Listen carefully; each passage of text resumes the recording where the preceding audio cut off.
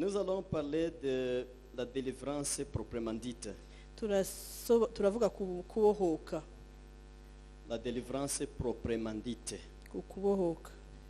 Tuvuge ni délivrance nyirizina.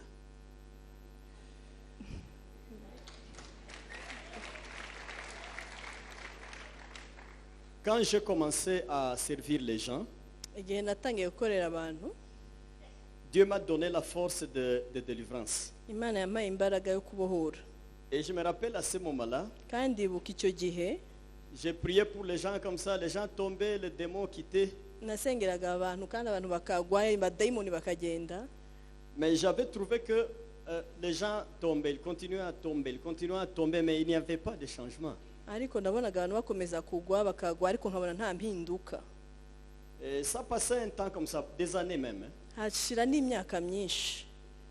Maintenant, j'ai demandé à Dieu, Mbaza Imana, quelqu'un qui a tombé presque toute l'année, umuntu waguye umwaka wose, quand vous imposez les mains comme ça, il tombe. iyo umushizeho ikiganza akagwa, Mais ce problème ne se termine jamais. ariko icyo kibazo ntikirangire. Il tombe, mais il continue à amener ses requêtes à l'église. Aragwa ariko akomeza kuzana ibyifuzo mu rusengero. Alors j'ai beaucoup prié. Ndasenga cyane. Et l'enseignement que je vous donne, c'est un fruit d'une grande souffrance. Ibi ngiye kubabwira ni imbuto z'ukuba narababaye cyane. J'ai souffert. Narababaye. Je me rappelle l'année que Dieu m'a préparé. J'ai passé 210 jours en train de jeûner pendant une année. Ndibuka Imana integura namaze iminsi 210 Imana integura. Donc j'ai souffert. Narababaye. J'ai souffert. Narababaye. Mais ma souffrance a donné quand même des fruits. Ariko kubabara kwanjye kwatanze imbuto. Parce que cet enseignement produit des fruits, ça je vous dis. Kuko izi nyigisho zitanga imbuto.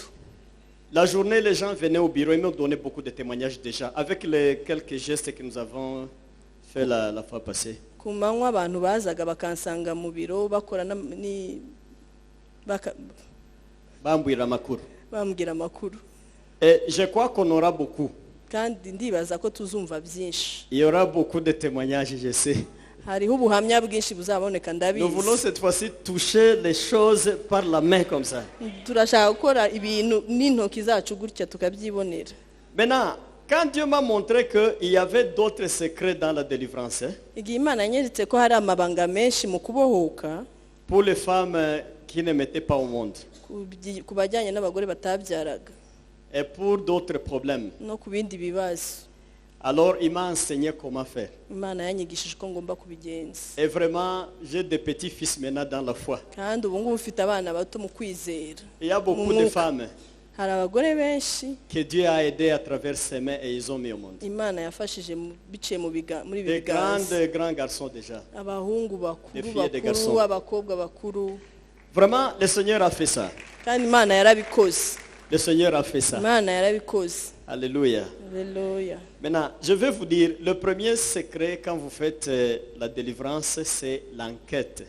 Ngiye kubabwira ikintu cya mbere gikomeye mu gukora ikintu cyitwa kubohora umuntu ni ugukurikirana. Ni gukora ubushakashatsi ni enquête. Ubushakashatsi.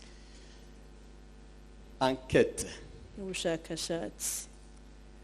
Pourquoi l'enquête? Kubera ko ubushakashatsi. Si vous avez suivi mes prédications, Niba mwarakurikiranye inyigisho zanjye, en fait, j'ai parlé de rescapés dans la ville. navuze abacitse ku icumu mu mujyi. Des ennemis qui se cachent dans la ville. Abanzi bihisha mu buzima. En fait, vous avez délivré une chose, mais d'autres restent cachés. Mwabohoye bimwe ariko hari ibindi byasigaye byihishe. C'est ça que j'ai appelé les rescapés dans la Nibyo ville. nise ibyacitse ku D'ailleurs, icumu. ce n'est pas moi, c'est la Bible qui dit ça. Kandi sinjye ubivuga ni Bibiliya bivuga. Maintenant, pour aller bien dans ce processus, Kugira ngo ubigemo neza ibyo bintu, il faut faire l'enquête. ugomba gukora ubushakashatsi. L'enquête, j'ai trouvé, il y a 5 points importants. Hari ibice bitanu bivuga ku bushakashatsi. D'abord, il faut questionner la santé spirituelle. Ugomba gushakisha kumenya uko ubuzima bwo mu mwuka bumeze. Votre santé spirituelle. Ubuzima bwo mu mwuka bumeze bute? Comment vous allez questionner la santé spirituelle? Muzabaza gute ku bijyanye n'ubuzima bwo mu mwuka? Vous vous posez la question du péché chéri. Muribaza ku cyaha sheri uko kimeze. péché chéri. icyaha umuntu yananiwe gukora kureka. C'est le péché, en fait, qui vous a, qui est difficile à laisser. Ni icyaha kigoye kureka. Vous avez essayé, mais demain vous tombez encore dans ce péché. Mwaragerageje ariko ejo mukongera mukagwa. Vous essayez de prier, vous essayez de jeûner, mais après la prière encore, vous tombez dans ce péché-là. Murasenga mukiriza ariko nyuma y'amasengesho mukongera mukagwa. À ce moment-là, il faut regarder dans le passé. Icyo gihe ugomba kureba kera hawe. Dans le passé, Kera hawe. qui dans la famille avait ces mêmes problèmes? Ninde mu muryango wari ufite ibyo bibazo nyine? En fait, pour guérir, c'est là qu'il faut commencer. Kugira ngo ubashe gukira naho ngo ugomba kubanziriza. Mais selon ce que j'ai trouvé, Ariko ibyo nabonye, le péché chéri, c'est un péché familial. icyaha sheri ni icyaha cyo mu muryango. On va te dire que même papa avait fait ça. Bazanakubwira ko papa wawe yabikoze. On va dire que grand-père avait fait ça. Bazakubwira ko na sogokuru yabikoze. Maman faisait ça. Ko mama yabikoraga. D'habitude, on dit ça. Quand tu trouves ça, Iyo ubibonye gutyo, il faut prendre un papier ufata et il igipapuro faut noter ce péché. ukabyandika, kwandika icyo cyaha Il faut noter ce péché-là. ukacyandika. Alors, vous continuez, Mugakomeza toujours dans la santé spirituelle. mu buryo bwo mu mwuka. Il y a quelques indicateurs, Hariho bimwe na bimwe bigenda bibyerekana. notamment la colère, Hari uburakari, la tristesse, agahinda, l'orgueil, kwibona, la jalousie, ishyari, la haine, urwango la convoitise. no gushakisha, kwifuza Et puis les mauvais rêves. n'inzozi mbi. Quand je parle de la colère, Iyo mvuze uburakari, en fait, il faut savoir que la colère ne vient pas de Dieu, ça vient toujours de l'ennemi. ntabwo uburakari buva ku Mana, buri gihe uburakari buva kuri umwanzi. Donc, je parle de ça. La colère, ça vient du diable. Uburakari buva kuri shitani. Il faut faire attention. Quand vous trouvez que vous avez une grande colère chaque fois, Uzitondera iyo ubona buri gihe ufite uburakari bwinshi, il faut noter ça. ujye ubyandika. C'est dans le diagnostic qu'il y a déjà un problème.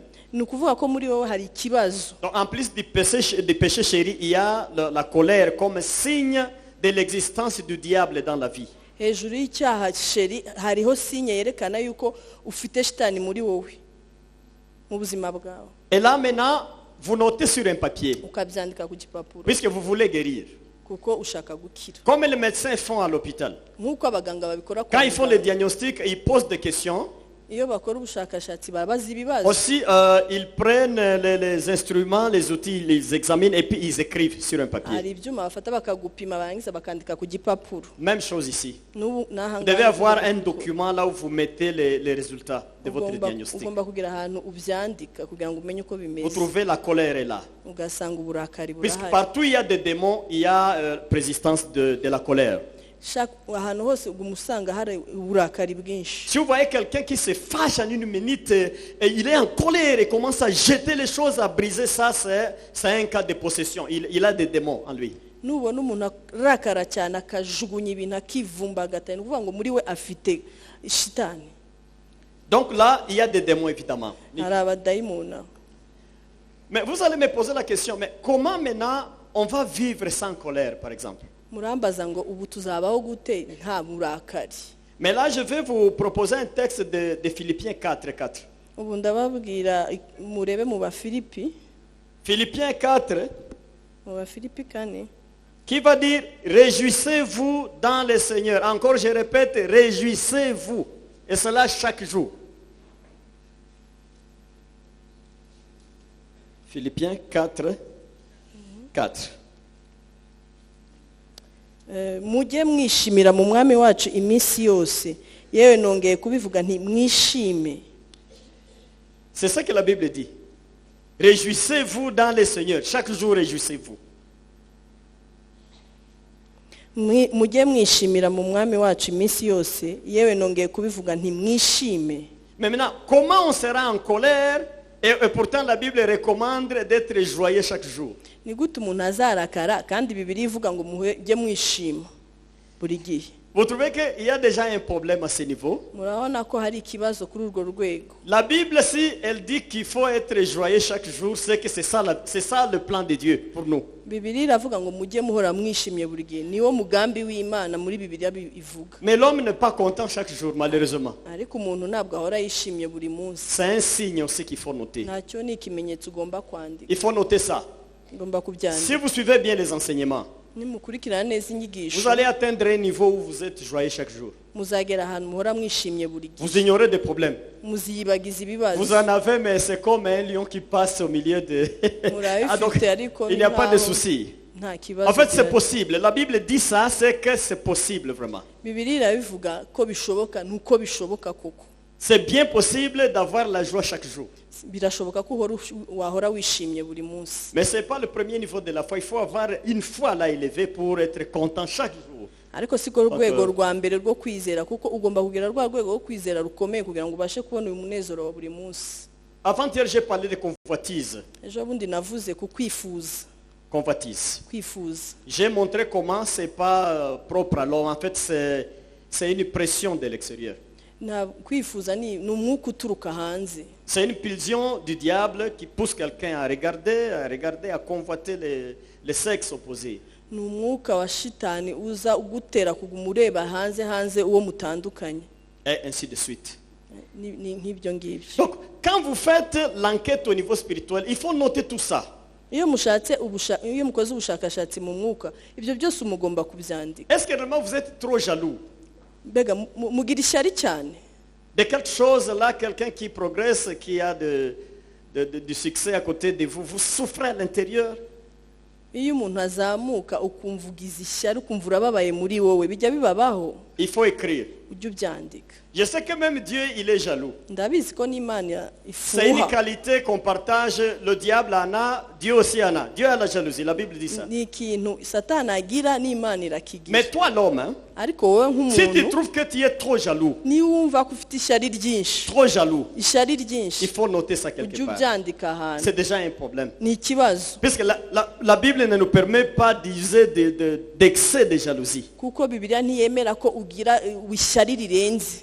Donc sur le plan spirituel, ne négligez rien. Il faut tout noter, tout noter, tout noter. Mu buryo bw'umwuka ugomba kwandika buri kintu cyose. Je donne seulement des exemples. Ndabaha ingero zimwe, Mais il y a un autre cas que je vais citer, puis je continue. ariko hari izo ndi bubabwire hanyuma ngakomeza. Il y a des gens, quand il est devant dans l'église comme ça, Hari abantu nk'umuntu ari imbere hano muri quand on rusengero, chante, il chante aussi. iyo umuntu aririmbye nawe akaririmba.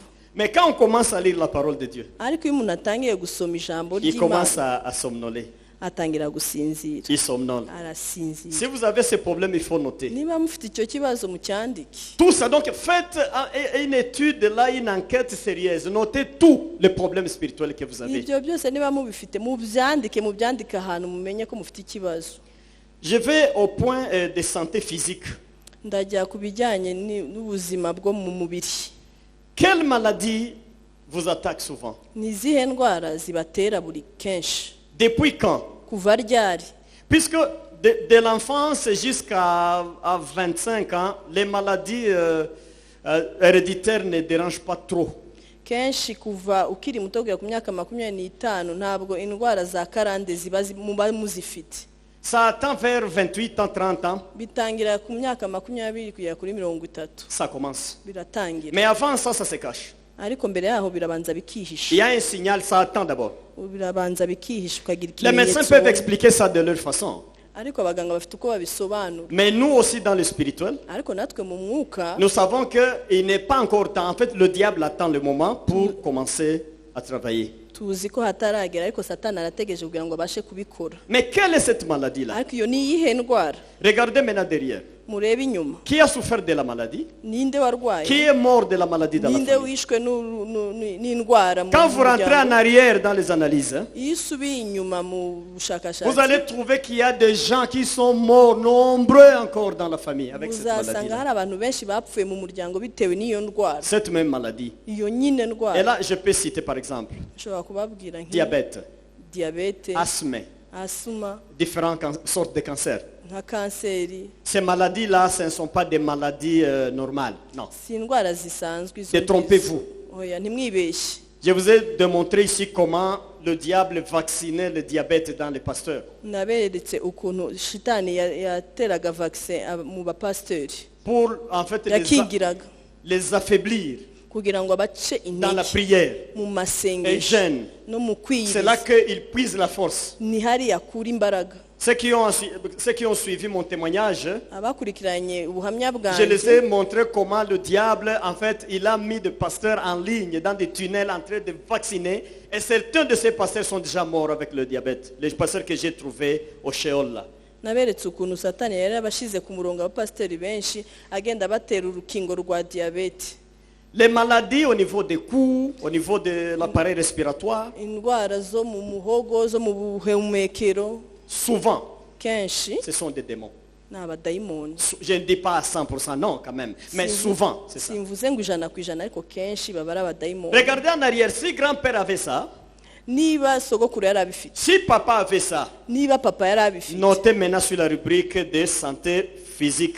byandike kuri ka gapapuro Problème. kerekana uko ibibazo ufite mu mubiri, Vous notez ça. ubyandike Vous allez dans la santé mentale mu buryo bwo mu bwenge, et même intellectuelle. mu bwenge. Quel est votre niveau de scolarité?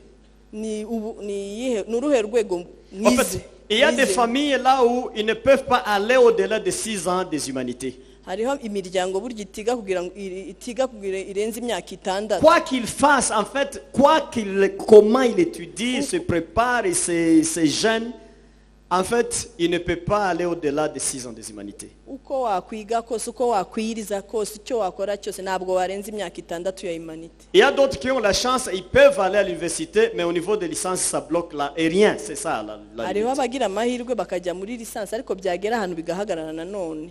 Alors, il faut diagnostiquer ça. Ugomba rero kubyandika Mais ukabimenya. dans notre famille, les gens n'étudient pas. Kenshi mu miryango yacu ntibiga. Ils n'étudient pas. Ntibiga. Et nombreux te disent, non, quand l'examen vient, je vois la fumée aux yeux. C'est ça. Barakubwira ngo ikizamini kije ngo mbona umwotsi simbona neza. Fumée, vertige, Umwotsi, sereri et j'échoue. kandi ngatsindwa. Mais quand tu fais l'analyse, on va te dire, dans la famille, il y avait d'autres personnes qui souffraient comme ça. Dans la même famille. Iyo ukoze ubushakashatsi mu muryango usanga mu muryango kenshi ariko byari bimeze n'abandi. Là, il faut noter Ugomba ces kubyandika. problèmes. Nous allons en situation sociale. Tugomba kureba mu buryo bwo mibanire n'abandi.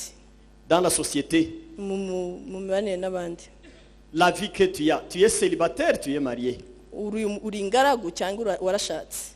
Mes amis, mes frères et sœurs en Christ, vous savez que le célibat, ce n'est pas une bénédiction, s'il vous plaît. Bene data murazi ko kuba umusiribate ingaragu Devant Dieu, le célibat, ce n'est pas une bénédiction. kuba ingaragu imbere y'Imana ntabwo ari umugisha. Même si Paul disait que soyez comme moi. Nubwo Paul yavugaga ngo mumere nkanjye. Bon, mais quand vous lisez bien la Bible depuis Genèse, Ariko iyo usomye neza kuva ku itangiriro, en fait Dieu il dit ça, il dit il n'est pas bon à un homme de rester seul. C'est ça la parole de Dieu. Imana iravuga ngo ntabwo ari byiza ko umugabo aba wenyine. Nuko Bibiliya. Le célibat, c'est un problème. Ubugaragu ni ikibazo. Quand vous commencez à trouver un garçon à 40 ans, il n'a pas l'idée de se marier, mais les gens comme ça, c'est un signe déjà, il faut noter ça. Iyo ubonye umuhungu w'imyaka 40 atarashaka bafite ikibazo ugomba kubyandika. Pour les filles, c'est aussi un problème. Nuko umukobwa ni ikibazo. Mais seulement les filles, elles ne peuvent pas créer le mariage seul, c'est ça. Ariko umukobwa ntabwo ashobora kwiremera ubukwe wenyine. Mais c'est un problème. Ariko ni ikibazo. C'est déjà un problème, il faut noter ça. Ni ikibazo ugomba kubyandika. Et j'ai prié pour beaucoup de cas comme ça. Kandi nasengeye ibibazo byinshi Quelqu'un nk'ibyo te dit, ngibyo. dans notre famille, en fait, nous n'avons pas la chance de mariage. Barakubwira ngo mu muryango wacu ntabwo tugira amahirwe yo Il n'y a gushaka. pas de mariage. Nta gushaka. Évidemment, c'est ça. Nuko bimeze. Grand-père ou grand-mère, puis ma mère, moi-même, et tout ça continue. Nous sommes 7 filles, mais toutes ces filles sont à la maison. Nous avons ce témoignage. Sogokuru, mama, abakobwa turi barindwi nta n'umwe urashaka, twese nuko nguko nta urashaka. Ils ne font pas imiter l'Europe. Mugashakishe kwigana Uburayi. En fait, ils ont le même problème. Kuko bafite iki kibazo nyine. J'ai donné cet enseignement à Michigan. Natanze izi nyigisho Michigan. Et il y a un blanc qui est là. Hari umuzungu wari aho ngaho. Avance, il a une maîtrise en théologie. Il ne comprend rien de ce que j'ai dit là. Afite maîtrise muri théologie kandi arabyumva ibyo mvuga. Mais quand il est convaincu, Ariko ntago yumvaga neza. ntago yumvaga neza ariko amaze kubyumva. Mais quand il a compris, Amaze kubyumva maintenant il me dévoile des secrets. arampishurira Il amabanga. me dit que j'ai une fille de je crois, 34 ans, arambwira ngo mfite umukobwa w'imyaka 34 mais qui n'a jamais été salué par un garçon sur la route. ariko utarigera usuhuzwa n'umuhungu n'umunsi Mais n'umwe ma ku mère muhanda. aussi était mariée avec l'âge presque de 40 ans. kandi mama wanjye yari yashatse afite imyaka Moi, je lui dis 40. maintenant alors, qu'est-ce que tu veux? C'est ça ce que je te disais. none se urashaka iki? Nibyo nakubwiraga. C'est ça ce que je te disais. Nibyo Il nakubwiraga. y a un problème. hari ikibazo. Il m'a amené la photo de la fille. anzanira ifoto Elle m'a dit, y'umukobwa. mais vas-y, même en Afrique, si tu trouves un garçon qui aime cette fille, vraiment communique avec moi. yarambwiye ngo ugende no muri Afurika nubona hari umuhungu uzakunda uyu mukobwa uzambwire. Donc, n'imitez pas le célibat en Europe. nimushake kwigana ubusiribateri bwo mu C'est les Burayi. mêmes démons qui sont en Europe qui sont ici même en Afrique. ni abadayimoni bamwe bari i Burayi nibo Quelqu'un bari il dit hano muri seulement, Afurika. je reste comme ça, je ne vais pas me marier. umuntu aravuga ngo nzaguma gutya sinshobora gushaka. Mais vous savez pourquoi le célibat c'est un problème? muzi impamvu ubusiribateri ari ikibazo? Ça engage la masturbation. tera kwikinisha. Oh, la masturbation c'est la voie ouverte aux ancêtres d'entrer dans ton corps bien là. kwikinisha ni inzira ifunguye y'abadayimoni kugira ngo binjire neza mu mubiri wawe. Les célibats de 30 à 40 ans là, ils souffrent de ces problèmes et ils ne savent pas le danger de ça. abantu b'imyaka 30-40 ni ibyo ngibyo barwaye kandi ntibazi ikibazo kibirimo. Vous voyez pourquoi le célibat c'est pas bien? murabona impamvu ubusiribateri atari Spirituellement, il y bwiza. a des problèmes terribles derrière mu le mwuka célibat. hari ikibazo gikomeye. Mais si un célibataire est comme ça, devant le Seigneur, devant, en fait, il n'a pas d'autres préoccupations, c'est bien. ariko niba hari umusiribateri ufite imyaka 40 uhora imbere y'Imana nta kindi kibazo afite ni byiza. Mais il y a problème de convoitise. ariko harimo ikintu cyo Deuxième kwifuza. problème. icyo ni icya Alors, kabiri. il a un corps mais plein d'esprit mauvais maintenant. afite umubiri ko wuzuye imyuka mibi. Spirituellement, il y a des problèmes. mu mwuka hari Si ibibazo. tu as l'occasion d'avoir un garçon, marie-toi, c'est bien. niba hari amahirwe yo kubona umuhungu shaka. Mais Paul shaka. a dit ça. Au Paul lieu a de dit- brûler. Au lieu de brûler. ho kugira ngo ushye Mais marie-toi. shaka. Mais si tu ne peux pas imposer un garçon, mais prie Dieu pour que Dieu lui-même touche le garçon. niba udashobora gufata uwo muhungu senga Imana imuguhe. Sinon, c'est une vie qui expose aux démons.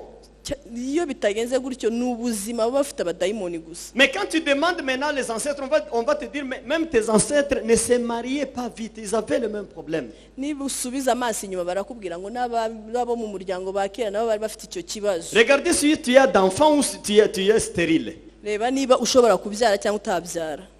Ça, c'est un problème difficile. nacyo ni ikindi kibazo. Hier, j'ai prêché avant-hier concernant Abraham. ejo bundi nigishije ku bijyanye na Je suis Aburahamu. conscient que parmi vous, c'était la première fois d'attendre cette prédication-là. ndabizi neza ko hari abantu bari bumvise izo nyigisho J'ai fait bwa ça dans mbere. des facultés. nabikoze n'ahandi Et hantu. même les gens de maîtrise en théologie venaient me demander, mais nous sommes confondus aujourd'hui, je sais. n'abafite maîtrise muri théologie barazaga bakambaza bakambwira ngo ko biducanze. Abraham, sa femme est stérile puisque il y a un péché qui le poursuivait comme ça.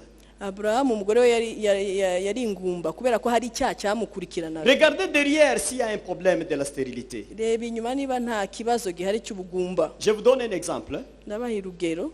Ma soeur, la deuxième soeur de ma famille, moi, mushiki wanjye wa kabiri a mis au monde 12 fois, yabyaye inshuro 12 mais n'a pas d'enfant. ariko nta mwana afite. Elle mettait au monde pour yarabyaraga bagapfa. l'enfant-mère, l'enfant-mère, l'enfant-mère, l'enfant-mère, l'enfant-mère, l'enfant-mère, l'enfant-mère. Et ça nous a beaucoup préoccupés. kandi byaratubabaje cyane. Mais tu sais qu'il n'y a que 2 semaines uzi ko nta byumweru bibiri que bishize mon oncle paternel m'a donné l'histoire de la famille. data wacu yampaye. Il a dit que le petit frère de mon grand-père yarambwiye ngo murumuna wa papa wanjye avait mis au monde 12 enfants. yari yarabyaye abana 12. Même chiffre, s'il vous plaît. umubare umwe. Donc, le petit frère de mon grand-père avait mis au monde 12 enfants. murumuna wa sogokuru wanjye nawe Et yari ces yarabyaye enfants abana avaient 12. grandi. kandi bo bari barakuze. Mais avant 12 ans, ils mouraient tous. ariko mbere yuko bagira imyaka 12 barapfaga. Petit frère de mon grand-père. murumuna wa Dans notre sogokuru. génération, ma soeur tombe malheureuse, même situation. 12 naissances sans enfants. mushiki wanjye abyara abana 12 bose nta mwana. Mais ça m'a surpris. ariko byaradutangaje. J'ai noté ça dans un cahier, j'ai amené, j'étais là, j'ai amené ça ici à Kigali. narabyanditse mbizana hano i Kigali. Mais ma soeur ne sait pas ça. kandi mushiki wanjye ntabwo abizi. Peut-être un jour je vais la téléphoner maintenant et dire, toi, c'est le grand-père qui t'avait fait le problème. utaha nzamuhamagara mubwire ko ari sekuru wiwe yabikoze. Il n'y a pas de hasard dans ces choses. Nta mpanuka ihari muri ibi Il n'y a bintu. pas de hasard. Nta mpanuka. Le problème est que tu ignores ce qui s'est passé. Ikibazo ni C'est uko ça. utazi neza ibyigeze Mais kuba. réellement, ta vie, c'est le type des choses du passé. Ariko ubuzima urimo ni ubuzima bujyanye n'ibya kera muri wowe. C'est le type des choses. Ni bijyanye n'ibi. Il faut regarder les titres que tu as partout où tu travailles. Uzarebe inyito ufite aho ukora hose. Partout où vous êtes engagé, on vous dit vous serez sentinelle. On vous dit vous serez sentinelle. Aho On ukoze vous hose dit vous serez barakubwira ngo sentinelle. uzaba umuzamu, uzaba umuzamu, uzaba Mais umuzamu. vous supportez la première fois, mais encore on vous dit ailleurs que le service des sentinelles seulement est disponible. Urihangana ariko wajya ahandi bakakubwira ngo ubuzamu nta buhari. Il faut commencer à questionner le passé. Ugomba gusubiza amaso inyuma Mais on vous dira ukabaza. que votre famille n'a jamais donné un homme de bureau. Jamais. Bazakubwira ko mu muryango wanyu nta muntu wo mu biro bagiraga. Tu diras, mais je connais bien anglais, je connais français, je connais Kinyarwanda bien. Mais on dit, non, mais il n'y a qu'umwanya dufite ni w'umuzamu gusa. Nta wundi mwanya. Ushobora kuvuga igifaransa, icyongereza, igiswahili neza ariko aho uzajya hose bazakubwira ngo umwanya dufite wonyine n'ubuzamu. Quand vous trouvez ça, vous notez. Iyo ubibonye gutyo Pourquoi urabyandika. notre famille a des petites gens comme ça? Kubera iki mu miryango yacu hari Et abantu pourtant bato la bato Bible dit que nous serons des têtes. kandi Bibiliya iravuga ko tuzaba imitwe. Alléluia. Haleluya. Nous y allons doucement, mais vous m'écoutez quand même. Turagenda buhoro buhoro ariko muranyumva. La Bible soutient ça. Vous serez des têtes, vous tous. Bibiliya irabishimangira muzaba imitwe Et vraiment, mwese. Dieu est capable de rendre nous tous des têtes là où nous sommes. Il est capable de le faire. Imana irashoboye kutugira imitwe twese. Mais vous trouvez un problème? Non. Toujours sentinelle, toujours sentinelle, toujours sentinelle, toujours sentinelle. Ariko ugahora ubundi ubona ubuzamu buri gihe ubuzamu. Notez ça. Byandike. Dans la famille, Mu muryango vous avez la paix avec le mari ou avec l'épouse, ou bien vous vous battez chaque jour. muba mufite amahoro mu rugo cyangwa uhora ufite ibibazo n'umugore n'umugabo wawe murarwana buri gihe. Les histoires de foyer, vous savez vous-même. Murazi neza ibyingo namwe. La journée, les gens, vous les voyez à côte comme ça, ils rient, mais la nuit, ils se battent. C'est ça. Ku manywa mubona abantu bari kumwe baseka bishimye nimugoroba ikaba ntambara. Mais pourquoi vous n'avez pas la paix dans le foyer? Kubera iki mudafite amahoro mu rugo?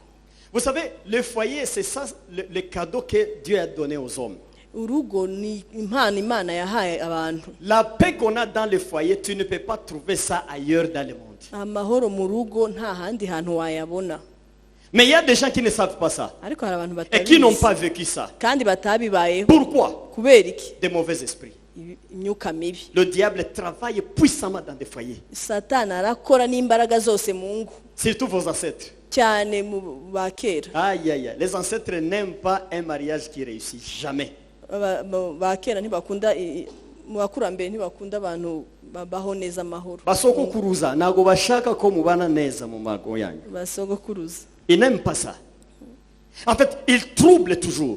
Buri gihe bateza ibibazo. Et là, je veux que cela ne vous dérange pas. Ntibibateza ikibazo. L'incarnation est vraie. L'incarnation, C'est quoi? le fait d'entrer dans un corps.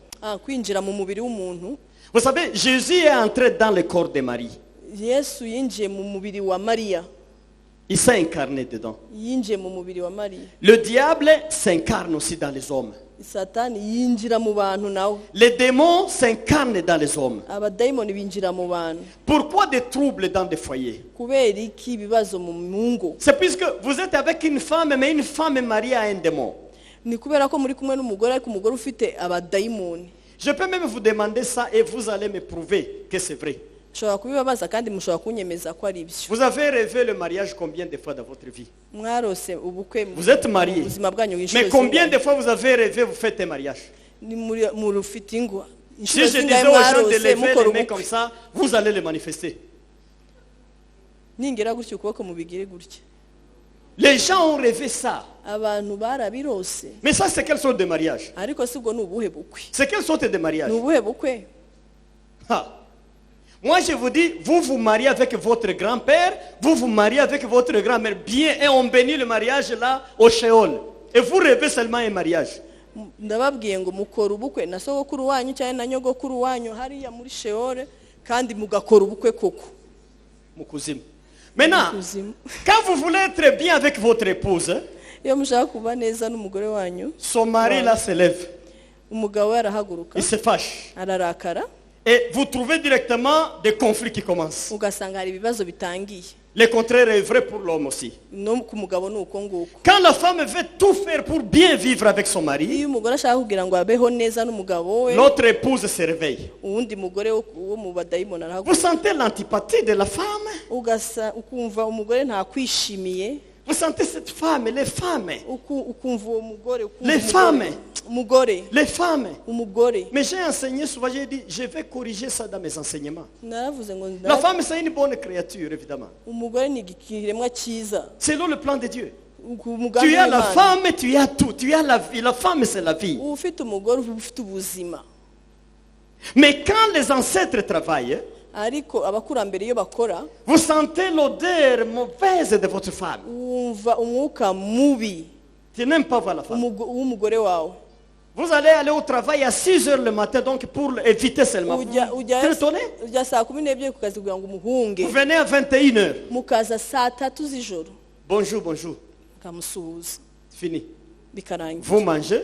Quand ukarya, il vous pose des questions, vous répondez sans ouvrir la bouche. yakubaza ugasubiza udafungura umunwa, C'est l'antipathie. ubwo ukumva utamushaka, Vous dormez. ukaryama Vous dormez. ukaryama. Mes frères, permettez-moi d'enseigner, ok? Munyemerere sommes ensemble. mbigishe, turi kumwe. Alléluia. Quand la femme te cherche, Iyo umugore agushaka tu n'es pas capable. ntushoboye, Mais une fille qui te dérange le matin, ariko umukobwa wo hanze ugukubaganyije, hey,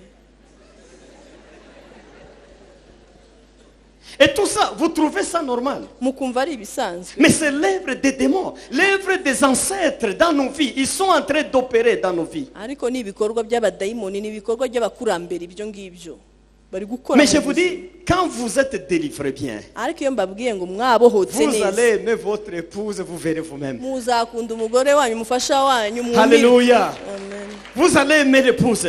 Muzakunda uwo mufasha. Et quand j'enseigne tout ça, les gens ont tendance à me dire, est-ce que David est marié? Iyo mbyigishe mbega barambaza ngo ese David yarashatse? Je suis marié. Yarashatse. J'ai des gens de 21 ans, 17 ans, 18 ans. J'ai Abana une grande b'imyaka famille. 21, 17, 18. Je connais tous les problèmes des gens. Je suis un humain.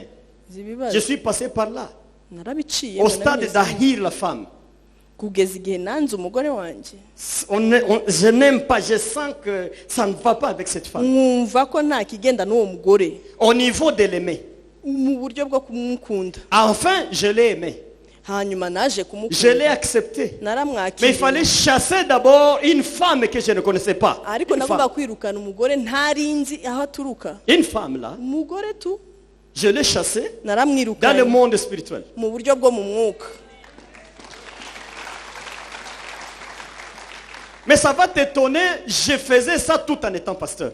Kandi ntibigutangaze nabikoraga ibyo ngibyo kandi ndi J'avais pasteur. une autre femme invisible que je ne connais pas tout en étant pasteur. Nari ifite undi mudamu ntazi uwo ari Et je kandi ndi prêchais, pasteur. mais je ne savais pas. Kandi narigishaga ariko ntabyo nari nzi. Mais la nuit, vous rêvez des relations, de quoi, de quoi. Nijoro ukarota ibintu biteye ubwoba. C'est pourquoi je vous dis, l'enseignement, ce n'est pas un fruit du hasard. J'ai souffert longtemps pour arriver à ce niveau. Izi nyigisho ntabwo ari ubisanzwe, narababaye kugira ngo mbashe kuzigeraho. Mais je suis en train de sentir que j'ai coupé pas mal de cordes. maintenant. Ariko ndumva ko hari ibyo natemaguye byavuye.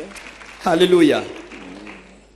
Donc, il faut voir, vous avez la paix à la maison ou bien vous avez des problèmes. Mufite amahoro mu rugo cyangwa mufite ibibazo, Vous notez. mukabyandika. Le chômage, vous notez. Ubukene mukandika. Il faut noter. Ugomba kubyandika. Ça concerne la situation sociale Ni ou familiale. ibijyanye n'uburyo mubana n'abandi cyangwa mu miryango. On continue. Kadukomeze. Amen. Amen. Maintenant, vous analysez la situation financière. Ukagerageza kugenzura iby'ubukungu bwawe, Qu'est-ce qui se passe avec l'argent? ukareba uko bigenda mu mafaranga. Quand l'argent entre, Iyo amafaranga yinjiye ça sort.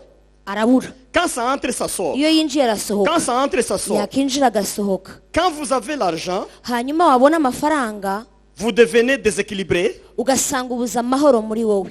Vous voulez seulement sortir, ukumva urashaka kuyatanga gusa vous voulez aller. ugashaka kujya ahantu Et quand vous êtes là, vous voulez dépenser. ahantu uri hose ukumva arakubaba arashaka kukuvaho. Si vous avez ce cas-là, il faut noter. Niba nawe bimeze bityo ubyandike. L'apôtre nous a dit, il nous a enseigné bien la fois passée concernant la richesse. Hein. Umukozi w'Imana intumwa yaratwigishije neza Et atwigisha il ku disait, si tu by'ubutunzi. n'as pas la capacité d'attraction de l'argent, Aravuga ngo niba udafite imbaraga zimeze nk'iza rukuruzi ku mafaranga il faut beaucoup prier. ujye usenga Donc, cyane. nous devons capturer l'argent, Tugomba kugumana amafaranga mais pas laisser aller l'argent. ariko ntituyarekure mu buryo bworoshye. Il faut laisser l'argent se reposer dans nos poches. Ukareka amafaranga agatuza iyo ageze mu mufuka Mais wawe. quand tu ne vois pas ça, Ariko il nutabibona faut suspecter. uzajye ubigiraho Il amakenga faut noter. ubyandike. Pourquoi l'argent ne reste pas chez moi? Kuki amafaranga 1 ntayatindana? million entre, Miliyoni ikinjira des problèmes de 900 000. hakaza ibibazo by'ibihumbi 900 Et l'argent part comme ça. amafaranga akaguruka. Quand l'argent part, Iyo amafaranga il y a agiye du calme.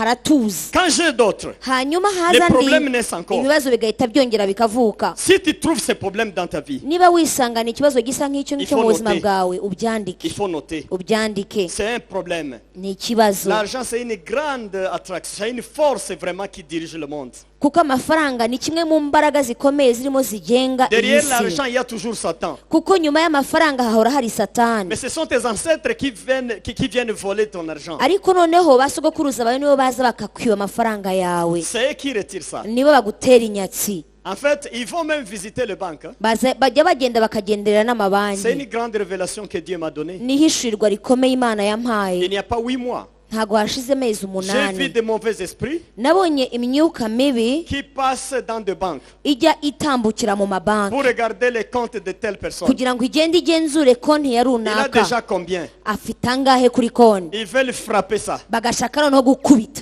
Ils frappent ça. Barakubita Ils créent des problèmes seulement. bakazana noneho ibibazo, Vous retirez tout. amafaranga yose wari umaze kwibikira Vuretire ukagenda tout. ukayavanayo. Donc, s'il y a des problèmes comme ça, il faut noter. Niba ufite ikibazo gisa gityo ubyandike. Il y a un démon dans l'air ici Hari noneho umudayimoni uba mu kirere qu'on appelle Akiel. bita Akiyeri. Akiel, c'est un démon géant. Akiyeri ni umwuka cyangwa se ni umudayimoni Il w'igihanda, est puissant. Akiel. arakomeye cyane. Quand Akiel descend, Iyo Akiyeri amanutse c'est pour prendre l'argent. abaje kuyora, abaje gutwara Lui amafaranga, passe dans des familles comme ça. araza mu miryango Il amène l'argent, il s'en va. agatwara amafaranga yose akayajyana, Fini. bikaba Cherchez birarangiye. maintenant l'argent. Ugashakisha Vous amafaranga travaillez. ukabira icyuya, Les patrons refusent de vous payer. abasobuja bakanga kukwishyura. Vous faites tout, mais on vous dit non, il y a un retard de paiement ce mois-ci. Ukaba wakoze neza akazi ariko bakakubwira ati rega natwe batinze kutwishyura muri uku kwezi. Lorsqu'on vous paye le peu là, Noneho banakuriha bwa buke ils retirent ça. nayo Les akagenda. membres de famille viennent. Abo mu muryango bakaza Ils demandent. bakagusaba. C'est terrible.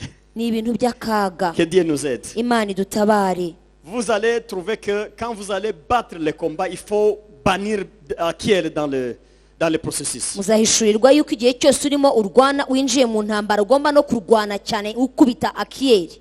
Ici, il y a un verset clé que je vais vous dire. Hari umurongo umwe fatizo nakubwira Pour la situation financière, mu birebana n'ubukungu cyangwa si n'iby'ubukire. vous demandez trop de dettes à l'extérieur, Iyo wikopesha cyane avance.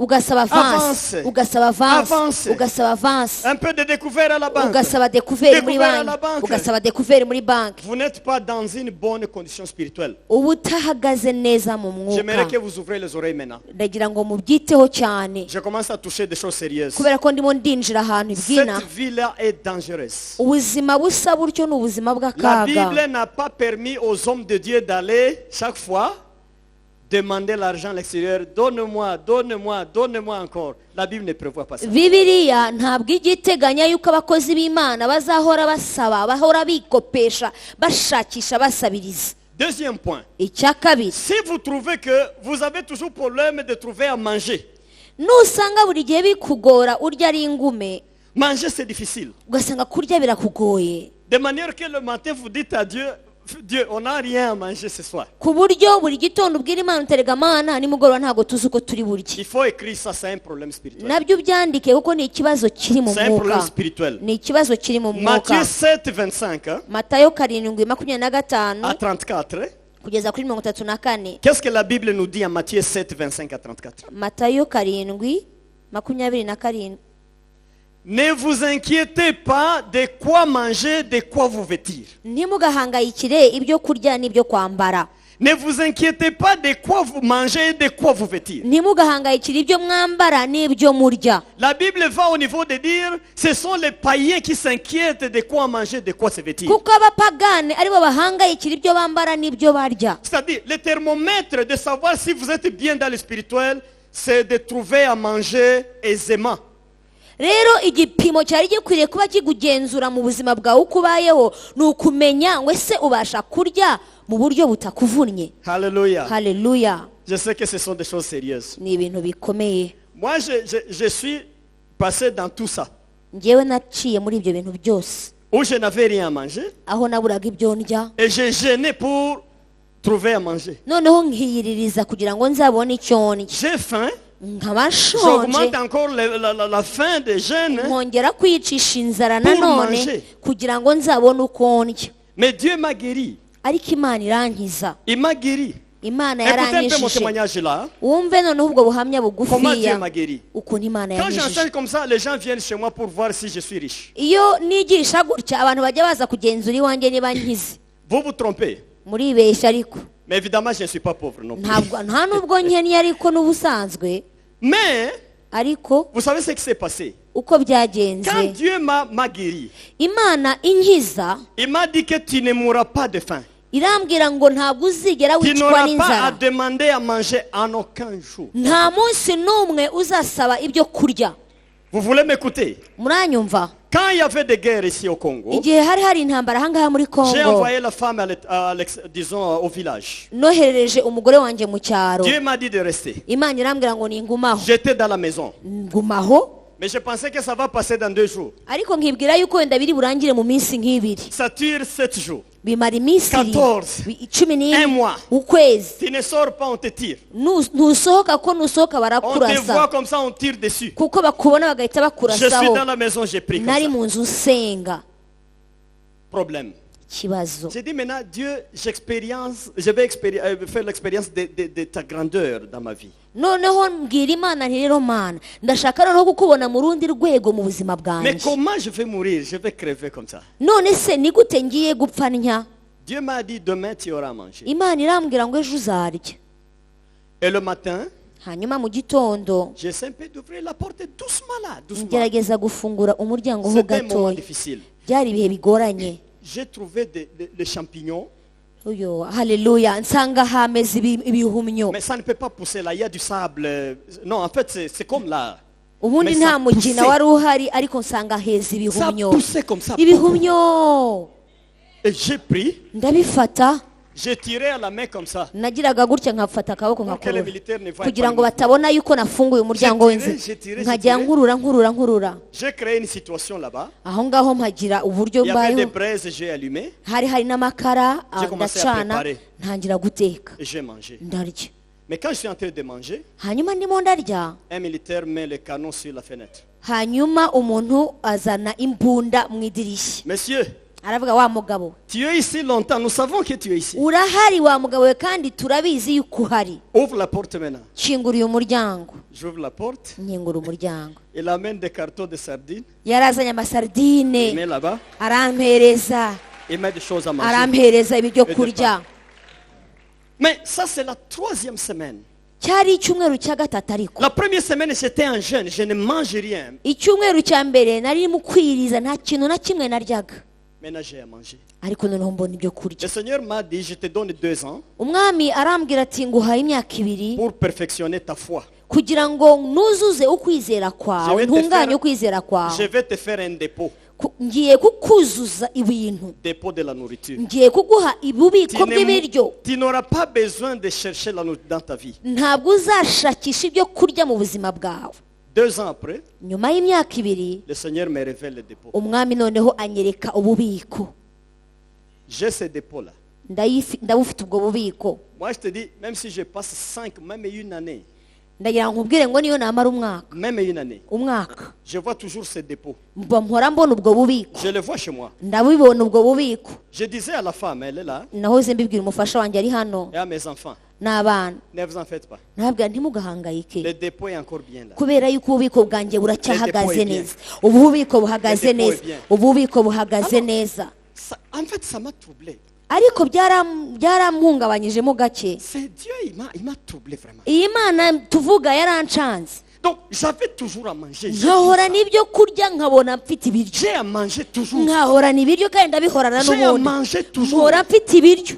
Mais je me Alléluia. demande pourquoi ça. noneho nkibaza kuki Imana. En fait, même sans moi je te dis même une année, je ne blague pas, ma femme peut témoigner ça. nabibabwira n'umufasha wanjye yabyemeza, niyo naba ntakora, Même sans travail. niyo nta kazi, Mais quand j'ai pris, ariko nkasenga je vois l'ange ouvrir le dépôt nkabona marayika araje akinguye bwa bubiko, et il augmente des choses. akongeramo, Et il s'en va. akongera akigendera. J'ai trouvé maintenant hanyuma nza que gusanga cette parole était vraie. ko iri jambo ari Ne vous ukuri. inquiétez pas de quoi manger, de quoi vous vêtir. ntimugahangayikire ibyo murya n'ibyo muzambara, Votre Père connaît ça. kuko Uwiteka Imana yanyu arabizi.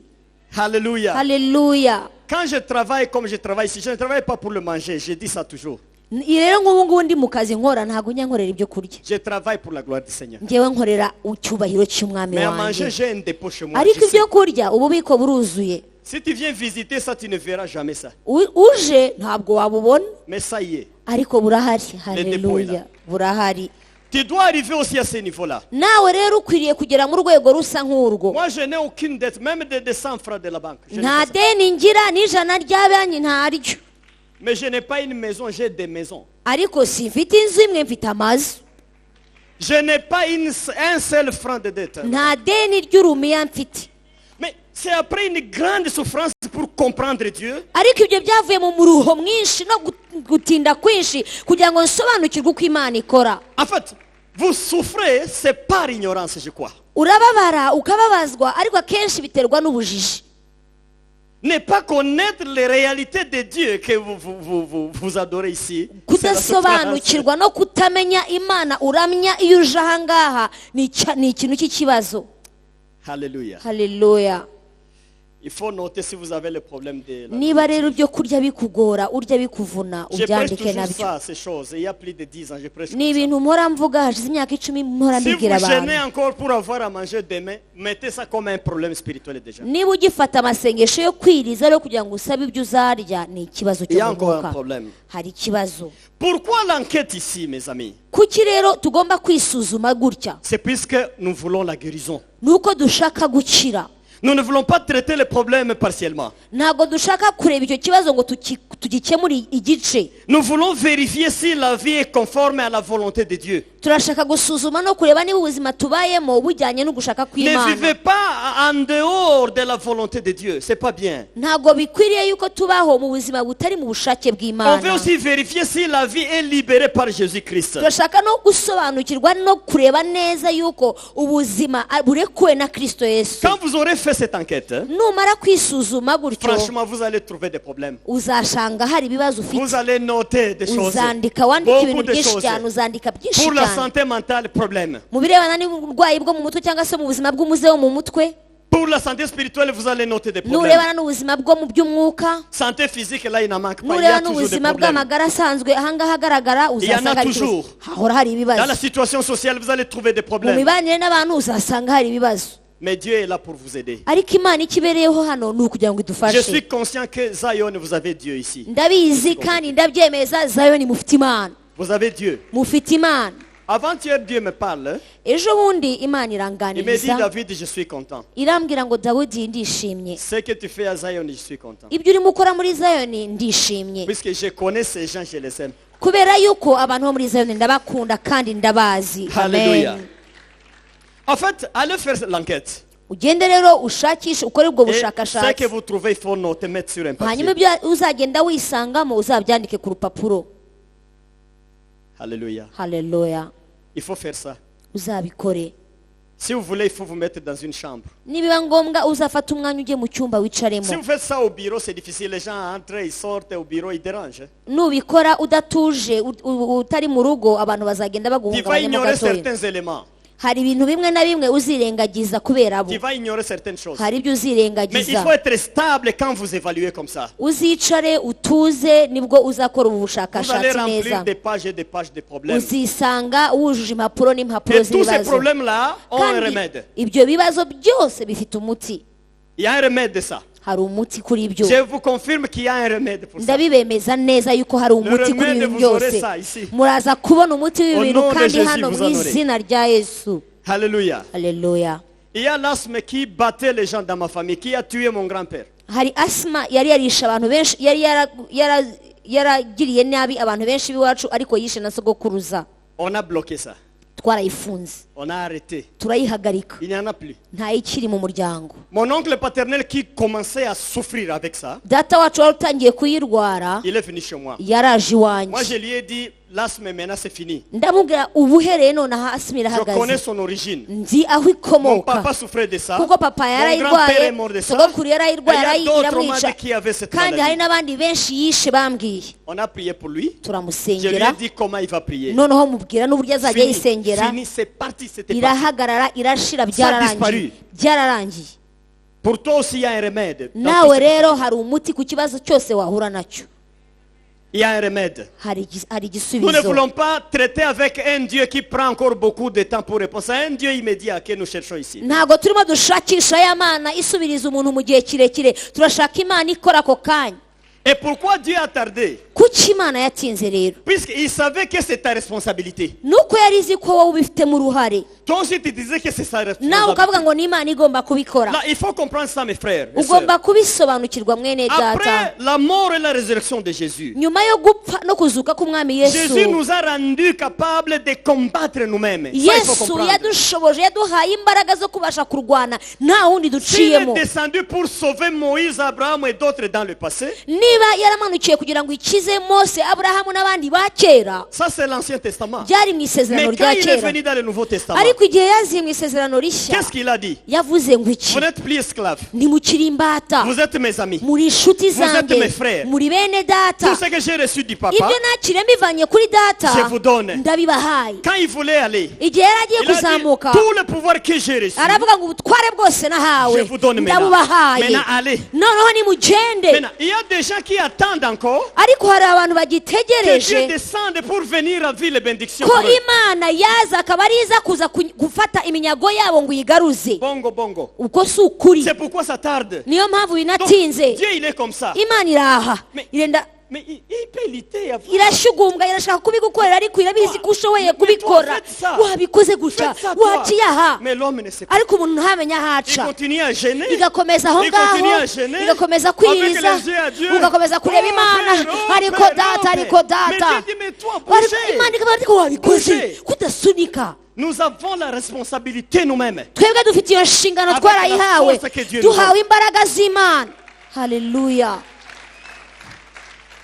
Nous avons le pouvoir qu'il nous a donné. twahawe ubutware n'uwo mwami Pourquoi ce pouvoir-là? kubera iki ubwo butware rero C'est pour libérer. ni ukugira ngo tubohore Alléluia. haleluya C'est pour libérer. ni ukugira ngo tubohore Comme je me rappelle comment j'ai fait pour libérer certaines choses. Ah non, non. ndibuka ukuntu nagiye mbigenza Ay, ay, kugira ngo ay, ay. mbashe kubohora ibintu bimwe na bimwe C'est possible de libérer. birashoboka ko wabohora C'est bien possible de libérer. birashobora ko wabohora ibyawe Tous les frères et toutes les sœurs de ma famille bashiki banjye n'abambene data mu muryango sont maintenant chrétiens. bose babaye abakristu Pendant les 10 ans ici, ils muri sont iyi myaka sauvés tous. 10 bose barakijijwe Puisqu'ils me posent la question, noneho bakambaza ngo comment tu as fait? wabigenje ute Comment tu as fait? wabigenje ute Moi wowe j'ai dit venez à l'église quand je nkababwira prêche. muzajye muza mu rusengero igihe Je vais vous faire nigisha le secret. kugira ngo noneho namwe mbabwire Mais kuri iryo maintenant, banga tous maintenant ils sont sur la ligne. ariko noneho ubu bose bagiye ku murongo Que Dieu soit loué. imana ishimwe Nous allons ravir tout. byose tugomba kubigaruza Nous allons prendre tout ce que nous byose avons. tuzabifata bunyago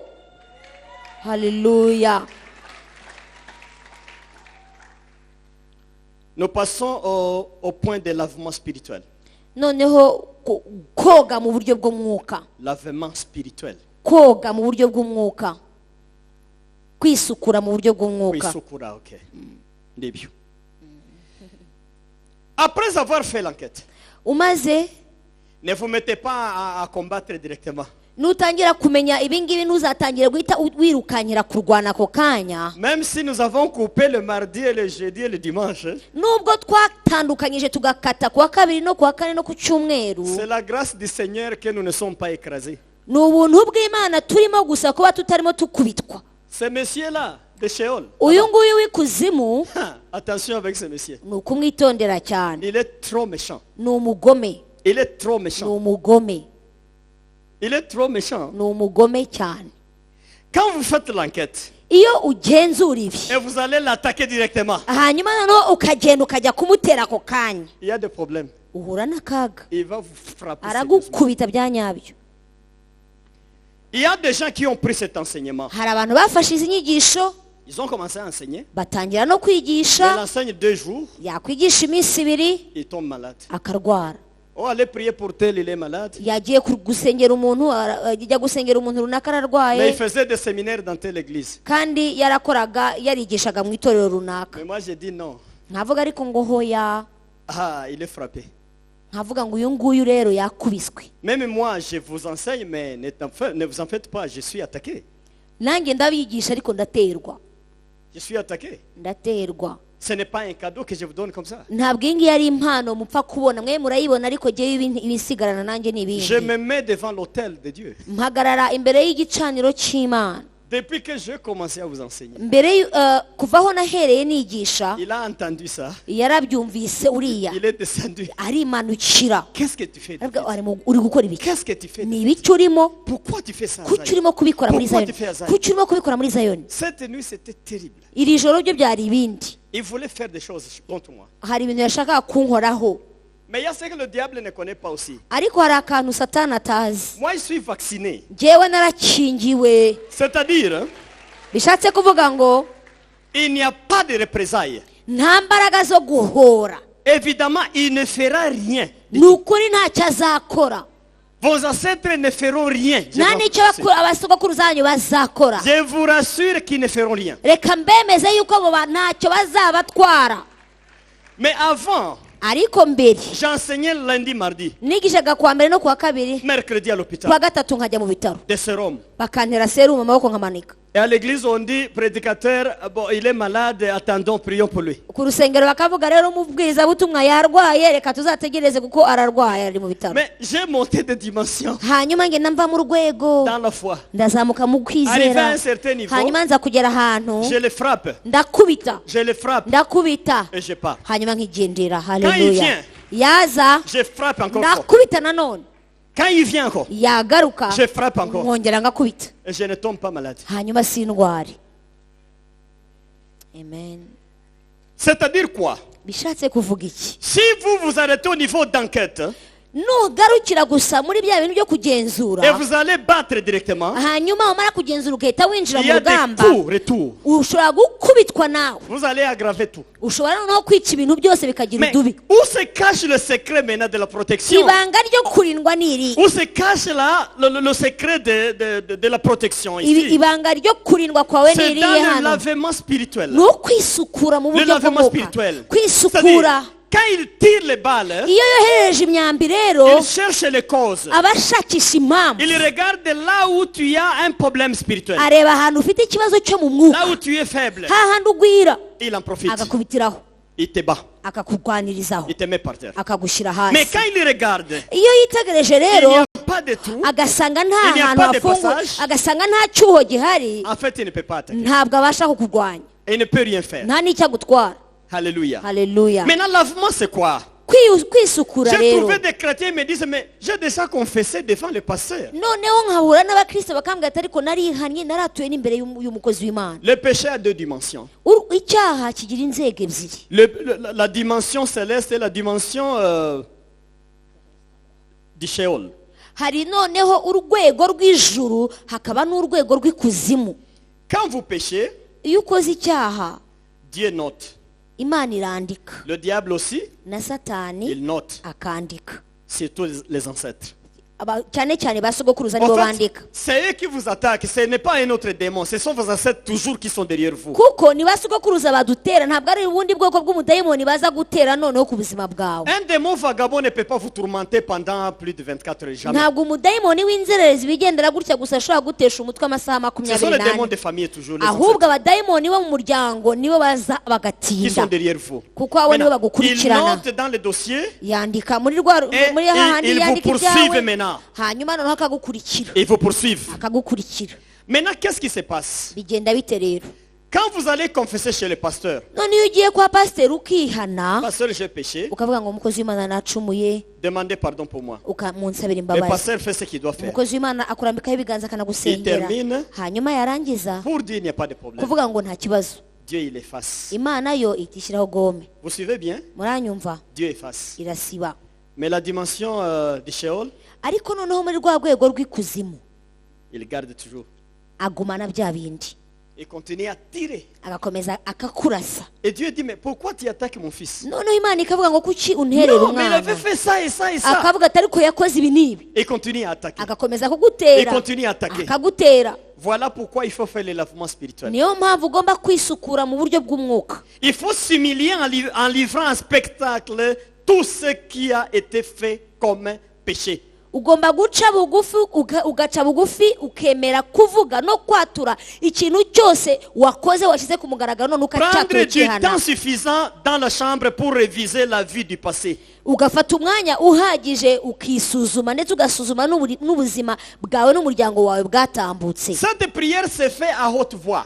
ni isengesho ukora watura cyangwa urekura amagambo Il faut uvuga, fermer la chambre. ushatse wafunga Que icyumba les gens ne dérangent pas. kugira ngo abantu batakubuza amahoro. Commencez à dire, utangire watuze akanwa kawe Seigneur, j'ai uvuge volé. mwami nibye, J'ai volé. mwami nibye, Je demande pardon. mwami wanjye mbabarira. Et les accusations diaboliques, hanyuma noneho ibyaha ibirego bya satani je supprime par le sang de Jésus. mbivanyeho n'amaraso ya Il yesu. faut parler.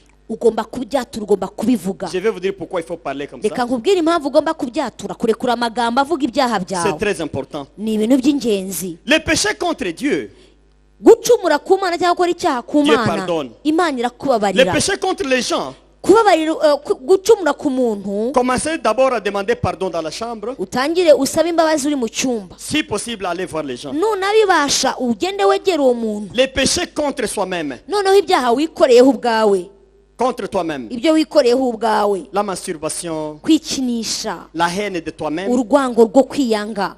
J'ai trouvé beaucoup de gens qui ne s'aiment pas. nasanze hari abantu benshi batikunda, Ils ne s'aiment pas. abantu Il est en batikunda, conflit avec lui-même. ugasanga uwo muntu yifiteho ikibazo we ubwe. Ça, c'est un péché qu'il faut confesser. ni icyaha ugomba kwatura. Il y a des péchés contre la création. Là, je n'insiste pas encore. hari ibyaha ku byaremwe cyangwa ku biremwa bindi, Mais il faut essayer de vider le cœur du péché que vous trouvez. ariko noneho ukwiye kurekura ibintu biri mu mutima wawe bigavugwa n'umunwa. Je vais toucher quelques cas. ndaza kuvuga bimwe na bimwe muri byo. Les cas de l'adultère. ubusambanyi Je développe ça en 3 minutes. ndabivuga mu minota 3 gusa. Vous savez que l'adultère a compliqué les gens. muzi ko ubusambanyi bwagoye abantu. Les gens ne savent pas confesser l'adultère. abantu ntibabasha kwatura icyaha cy'ubusambanyi. Mais Paul a dit quoi? ariko pawulo we aravuga ngo Quand vous faites l'adultère, c'est un péché intérieur du corps. ubusambanyi ni icyaha gikorerwa mu muntu, Ça laisse des taches.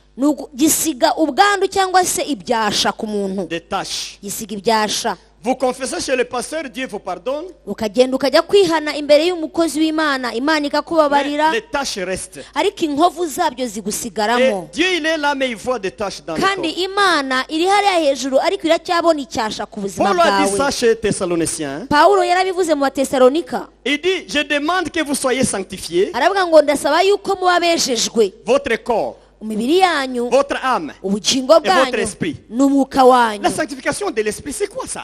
ariko ukavuga mu mwuka se ni iki? La sanctification de l'âme, c'est quoi ça? kweza ubugingo ni iki? L'âme a des taches de l'adultère. Quand tu nuko fais ça. ubugingo bufite ibyasha cyangwa inkovu z'ubusambanyi, L'adultère est grave. kuko ubusambanyi ni ikintu Quand vous kibi. faites ça, iyo ubikoze il y a des teintures. dans l'âme. bigusigaho icyasha Des taches. bigenda bigushyiraho icyasha Des taches. ibyasha. Quand on m'a amené au paradis, Igihe nagiye gusura paradizo Dieu m'a expliqué ça. imana iransobanurira Il m'a montré comment l'adultère change la figure de quelqu'un. imbwira uburyo ubusambanyi buhindura ishusho y'umuntu. Si tu es marié, tu fais ça. iyo washatse ugasambana, Puisque là au ciel, il y a des dossiers de chaque famille. kuko mu ijuru hariyo amadosiye y'umuryango, Le certificat de mariage, il y en a là-bas, s'il vous plaît. kubera ko ibyemezo by'urushako birahari hariya. J'ai vu ça. narabibonye, On m'a amené là. banjyanye aho J'ai feuilleté. ndabireba J'ai lu. ndasoma. Mais il y a des fardes ariko noneho hari amadosiye dans lesquels tu ouvres, il n'y a ufungura aucun document. ugasanga nta rupapuro rurimo. Et là, l'ange me disait quoi? hanyuma marayika arambwira ngo La femme a fait l'infidélité. umugore yaciye inyuma y'umugabo. Quand tu fais l'infidélité ici, iyo uciye umugabo dans nyuma, la farde là au ciel, hahandi muri ya dosiye l'acte de mariage quitte directement.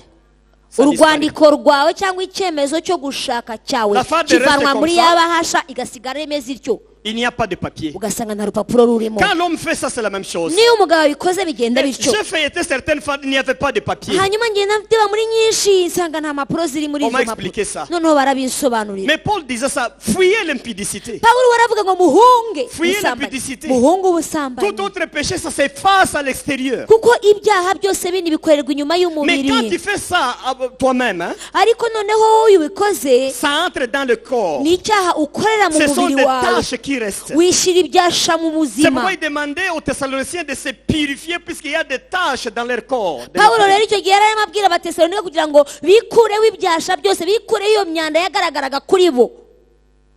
Amen. amen. Ce sont des choses vraiment difficiles que je vous explique aujourd'hui. ni ibintu bisa n'ibigoranye ndi kubasobanurira uyu munsi. C'est difficile. ntibigoye. Qu'est-ce qui se passe encore? bigenda bite nanone? Les prophètes comme moi, les voyants qui sont dans l'église. abahanuzi n'ababona aberekwa, Vous fiancez une fille, hein?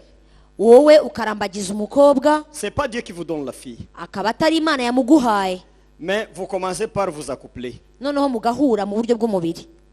Et puis demain, hanyuma ejo vous allez voir l'évangéliste à l'église. ukajya kureba umuvugabutumwa. Oh non, pasteur, priez pour nous, nous avons un projet, dis-nous si c'est la volonté de Dieu. noneho ukagenda ukabwira umukozi w'imana dusengere, ndetse unasengera ubaza imana niba ubu ari ubushake bw'imana.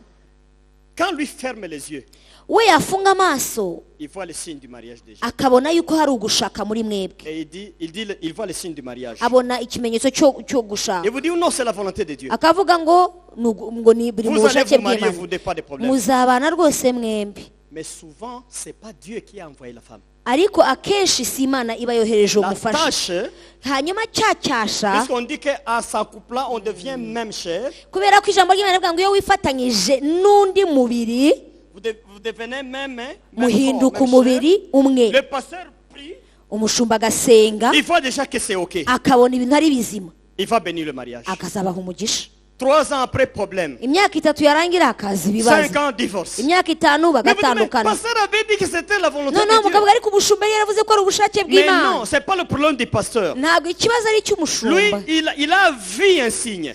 we yabonye ikimenyetso. Vous me suivez? muranyumva? Les pasteurs, les serviteurs de Dieu, nous nous trompons.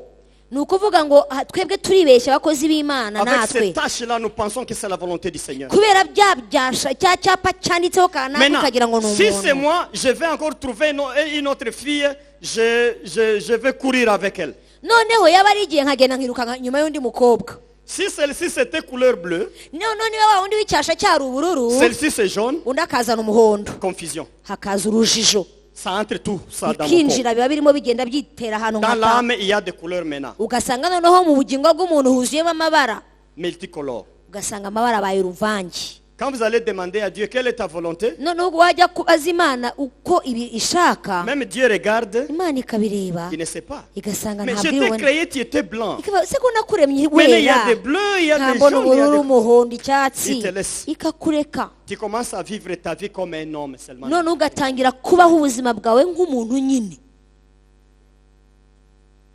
C'est difficile. biragoye C'est difficile. biragoye.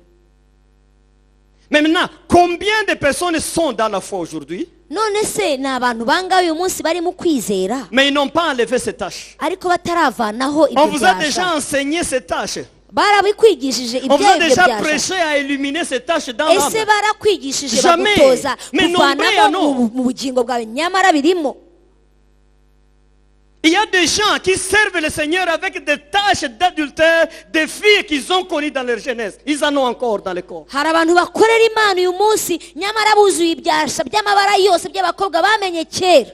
Maintenant, quand tu veux attraper l'argent, noneho washaka gukora ku puisque mafaranga tu as beaucoup prié dans l'église, kubera ko warasenze cyane mu le diable rusengero, regarde dans des lunettes. satani we akareba muri Il dit, jimeri ah non, il a des tâches. akavuga ngo ariko uriya ndabona afite Il y a encore umuhondo, des passages. haracyari inzira. Frapper l'argent. Allez, amafaranga akayakubita.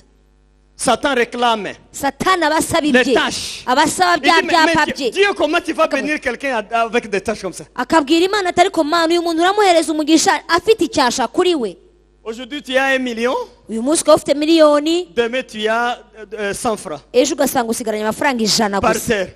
byagiye hasi. Une année après, tu as 10 millions. undi mwaka ukagira miliyoni Tu 10, tombes encore par terre. ukongera Tu ukamanuka commences à t'endetter. ugatangira gufata Il y a imyenda. encore un passage dans lequel passe le diable. Il voit ça. haracyari urugi, haracyari akaryango satani yinjiriramo. Nous sommes ensemble. turi kumwe? Nous sommes ensemble. ese turi kumwe? Voilà les biens fondés du lavement spirituel. Ce n'est ibi pas facile. rero ni ibyiza byo kwisukura mu by'umwuka. Le temps nous coince, mais je regrette de ne pas terminer cette leçon aujourd'hui. igihe ndabona cyadusize birambabaje ko ntabashije Mais kurangiza permettez inyigisho z'uyu seulement les 10 munsi. minutes, je vais exploiter et puis on termine. reka n'ubundi tugefate kuri iyi minota 10 hanyuma turangize iki Je vous parle cyiciro. d'un cas de l'avortement. reka mvuge ku birebana no gukuramo inda. En Occident, maintenant, les gens avortent et il y a la loi comme ça. i burayi kuvanamo inda ni ibintu byemerewe, hari amategeko yatoye ko abantu bavanamo inda. On enlève seulement. Si ça dérange, on enlève. iyi nda iyo utayishaka bayivanamo. C'est trop dangereux. ni ibintu bibi cyane. Si vous voulez la richesse, l'argent, niba ukeneye kuzakira n'avortez pas. ntuzavanemo inda, Les deux ne marchent pas ensemble. kuko ibyo bintu ntabwo bigendana byombi. Qu'est-ce qui se passe? bigenda biti. Mon frère aîné, mukuru wanjye w'imfura il est infirmier. ni umuganga, ni Un jour, umuforomo. je suis déjà pasteur. njyewe ndi umushumba, maze kuba umushumba. Il vient me voir. aza kundeba. Il a vu un rêve terrifiant la nuit. yari yabonye inzozi yamuteye ubwoba iryo Il a joro. vu des bébés qui entourent tout son corps, des bébés partout. Et il avait peur de lui-même dans le rêve. yaragiye kwibona yibona uduhinja twamutondagiyeho ari twinshi cyane ahantu hose mu nzozi. Et on lui a dit, tu vois comment tu es? noneho baramubwira ngo urabona ukuntu umeze, Tu paieras cher. uzishyura menshi. Le matin, il vient. mu gitondo araza. Non, il n'est pas venu chez moi premièrement, non. ntabwo yabanje iwanjye, Il est parti chercher un prêtre catholique. ajya gushaka padiri. Suivez-moi bien. Il unkurikire. est protestant. ni Il umuporoso, est chantre à l'église. araririmba mu Il rusengero, joue la guitare. akina Mais gitari, il a peur de confesser chez les protestants. ariko atinya kwaturira icyaha cye Il mu cherche un baporoso. prêtre. ashaka padiri, Il explique le rêve au prêtre. abwira padiri inzozi ye. Le prêtre lui dit, padiri aramubwira ati, comment tu vis? aramubwira usanzwe ubayeho ute? Il dit non, c'est que je sais que je suis infirmier. aravuga ati jyewe ndi umuforomo, Ce qui me donne l'argent ikimpa amafaranga sont gikomeye les avortements. ni ukuvanamo inda Par z'abakobwa. semaine, je fais 3, 4, je jette. kuko mu cyumweru nka 3 cyangwa 4 Vraiment, ntuvana, les femmes, les filles me donnent beaucoup d'argent pour kandi ça. abakobwa amafaranga barayampa ahagije. Le prêtre a dit, c'est dangereux. padiri aravuga ati ko biteye ubwoba. Moi, je n'ai pas l'onction pour prier contre ça. noneho aramubwira ati ariko jyewe ntabwo mfite amavuta yasengera ibyo. Il faut aller à Brasserie, là c'est au Congo. Aller à Brasserie, il y a un autre prêtre. Hein. ugiye kuri brasserie hari umupadiri wundi, Lui, il a l'onction, il peut enlever ça. we afite amavuta yabasha kukubohora kuri ibyo. Il est parti à Brasserie. ajya kuri Il a demandé brasserie rendez-vous. asaba gahunda. Le prêtre a questionné. nuko padiri aramubaza nawe. Le prêtre lui a dit, c'est dangereux. padiri aramubwira ati ko biteye ubwoba. Tu prends 2 semaines de jeûne. arambwira wirize ibyumweru 2. Tu peux manger un peu le soir, un peu de jus seulement. ujye unywa umutobe ndetse urye n'uturyo Je duke dois cyane aussi ku me mugoroba. préparer pour imposer la main. hanyuma noneho nange nzitegura kurambika, Pour enlever ces bébés qui sont... Donc il y avait beaucoup de bébés sur le corps, superposés. kugira ngo nkuvaneho izo mpinja zigutondagira. Le monsieur n'a jamais fait un jeûne même de 2 jours. uwo mugabo ntiyayarize yiriza n'iminsi 2. Mais il a dit, mais ça c'est la mort. Comment aravuga jeûner 2 semaines? uranyishe nzabaho Non, non, negewe. non. Je vais chercher mon frère, il est pasteur. aravuga reka njye kwishakira mwene data ni umushumba. Il est venu me voir. niko yaje Il kundeba m'a parlé. arambwira, C'est sûr tu fais des avortements. none ndamubwira ukora uvanamo inda. Il a regretté ça. aricuza Il dit, je fais ça. aravuga nibyo. J'ai fait beaucoup d'années. kandi narabikoze kenshi. J'ai cherché un verset dans la Bible. nuko mushakira icyanditswe muri Dans bibiliya Apocalypse verset 6. ni mu byahishuwe Verset 6. Chapitre 6, pardon. Chapitre 6. ni mu byahishuwe igice cya 6 Verset 9 à 10. kuva ku murongo wa 9 kugeza ku wa 10. On peut lire là et puis on va conclure aujourd'hui. umwana w'intama amenya ikimenyetso cya 5, mbona munsi y'igicaniro imyuka y'abishwe bahowe ijambo ry'Imana n'ubuhamya bahamyaga, batakana ijwi rirenga bati, ayi mwami wera w'ukuri, uzageza he kuduca amateka no kudahora abari mu isi uhorera amaraso yacu. Seigneur Dieu, le juste, Uwiteka Mana ikiranuka, jusqu'à quand tu vas maintenant faire revanche à ceux qui nous ont tués? ese ni ryari uzahorera amaraso yacu batwice? Les esprits des gens qui ont été tués. Imyuka y'abishwe. C'est la parole de Dieu. Ni ijambo ry'Imana ribivuze. Même une conception d'un mois, un mois, Ninda ifite igihe cy'ukwezi vous enlevez, ukayivanamo, quand ça part, iyo igiye c'est une personne. ni umuntu Il monte. arazamuka. Il y a une place là où on le dépose. hari ahantu bajya, iyo myuka ijya, abo bantu bajya Il se repose là. Mais bakaruhukiraho, à un moment, il se révolte. ariko hari igihe Ils bigomeka disent, mais allons voir Dieu. bakavuga ati ariko reka tujye kureba Demandons Imana, audience à tubaze Imana, Mais pourquoi twegere il Imana. laisse la paix aux gens qui nous ont kubera tués? iki Imana iha amahoro abantu batwishe Pourquoi laisser la twebwe? paix à la maman qui m'a tué? kubera iki Imana iha amahoro uriya Pourquoi mubyeyi laisser la paix yarankuyemo? au papa qui m'a tué? kubera iki Imana yamuhaye amahoro kandi ari data? Mais vous devenez chanteur dans l'église et vous ne savez pas. ukaza ukaba umuririmbyi hano utazi Vous ibyo, chantez bien, vous faites quoi? ukaririmba abantu bakajya mu mwuka. Vous avez des problèmes ufite ibibazo de nyamara spiritualité. ufite ibibazo mu Ce mwuka, problème est grave. ni ikibazo Vous allez gikomeye. servir le Seigneur, mais quand vous voulez avoir la bénédiction, uzakorera Imana n'ibyo, ariko igihe uzajya kwakira imigisha, le diable dit pourquoi bénir celui-ci? satani azavuga ngo kuki umuha Mais il a du umugisha, sang, mais il ko a du afite sang. amaraso ku biganza Il a du bye, sang. afite Allez amaraso, frapper. agakubita. Nous sommes ensemble. turi kumwe. Lavement spirituel, ce n'est pas facile. kwisukura mu buryo bw'umwuka ni ibintu J'ai fait bitoroshye. ça des années et des années. narabikoze imyaka Je ne n'imyaka. suis pas saint, c'est lui qui vous enseigne. Je ne suis pas saint, je suis un homme. Jyewe urimo kubigisha aka kanya ntabwo ndi uwera, ndi umuntu nkamwe. J'ai fiancé une fille pendant 4 ans. Narambagije umukobwa igihe cy'imyaka Et on 4, s'est aimé vraiment. turakundana. Je n'ai pas connu la fille sexuellement, non. ntabwo nigeze mpura nawe mu buryo Je me bw'umubiri, gardais bien. naririnze pe. À la dernière minute, ku munota wa nyuma je ne sais pas comment j'ai pensé, j'ai laissé la fille. ntabwo nzi ukuntu nabitekereje, ariko umukobwa Et ndamureka, je suis allé chercher notre fiancé. njya gushaka uwundi ndambagize. Mais quand je commence le réveil, hanyuma noneho natangira ububyuka, on a passé 3 jours dans le parc. twamaze iminsi 3 hano muri On park, prie, on cherche le Seigneur de toutes nos forces. turasenga dushaka mu maso y'Imana. Première révélation. guhishurirwa kwa mbere, Allez chercher la fille que tu as laissée il y a 10 ans. genda ujye gushaka wa mukobwa wanze hashize imyaka 10. Allez chercher la fille pour te repentir. genda ushaka uriya mukobwa wihane, C'est un problème. kuko ni ikibazo. Satan t'accuse. Satani arakurega, Il t'accuse. arimo arakurega.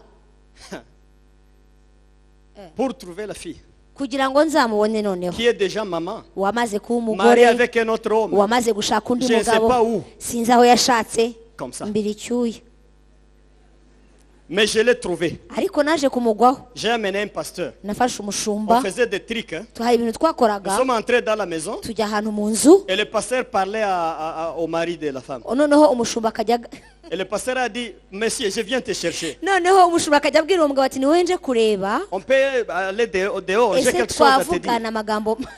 Alors, le mari de la femme ne me connaît pas.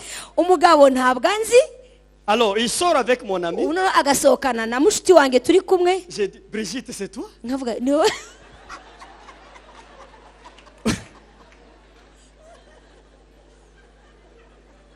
Demandez pardon à Dieu. gusaba Imana imbabazi. David, tu existes encore. dawe uracyabaho, Demandez pardon vite. saba imbabazi vuba vuba, gira vuba. Non, on m'a dit que tu es passé, je ne peux pas mettre la main sur ta tête. arambwira ati reka reka babambwiye kuri umushumba, Fais vite, demande ndabwa pardon. mbabariraho kabyara we, mbabarira mbohora. Quand le monsieur veut dire, bon, on peut rentrer à la maison, l'autre dit, non, j'ai encore un autre dossier, on peut parler.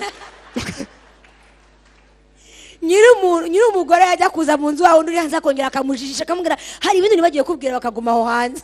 Mais à la fin, la fille va me dire, la maman va me dire, hanyuma noneho uwo mubyeyi aza kumbwira tu es déjà marié, je warashatse suis déjà marié, nanjye narashatse tu as tes enfants, ufite abana j'ai bawe mes enfants, nanjye mfite abana que Dieu banjye te pardonne. ni ukuri imana ikubabarire. J'ai passé une vie difficile pour arriver au lavement spirituel.